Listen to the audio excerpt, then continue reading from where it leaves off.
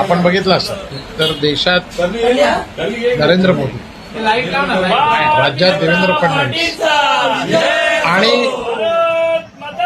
आपले सर्वांचे लाडके प्रदेशाध्यक्ष रवींद्रजी चव्हाण साहेब यांच्या नेतृत्वाखाली आज पूर्ण महाराष्ट्रात होऊ घातलेल्या निवडणुका, त्यात करून खास करून त्यांच्या तो मतदारसंघ आहे त्यात झालेल्या निवडणुका ह्या मला तरी स्वतःला खात्री होती की ह्यात आमचे 10 ते 15 नगरसेवक बिनविरोध निवडून येतील आणि त्याचप्रमाणे आपण बघितलं तर चांगली संख्या अशी आमची निवडून आली आहे.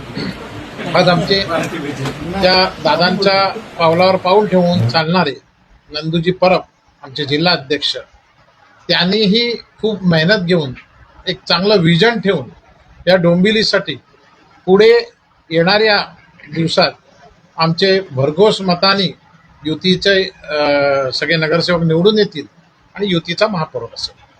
साहेब, युती नाव म्हणून काहीतरी कार्यकर्त्यांची मागणी होती, मात्र युती फॉर्म्युला यशस्वी ठरलेला आहे, काय सांगा? आहेच ना.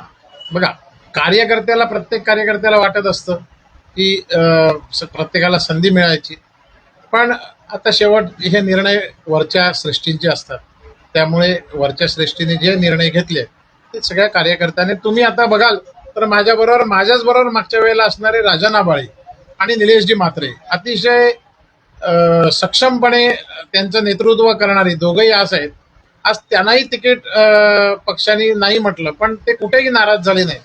कारण शेवटी कसं असतं, एक जेव्हा आपण रचना करत असतो त्यावेळेस कधीतरी कोणाला तरी कार्यकर्त्याला संधी मिळत असते आणि त्या संधीचं तो कार्यकर्ता सोनं करत असतो.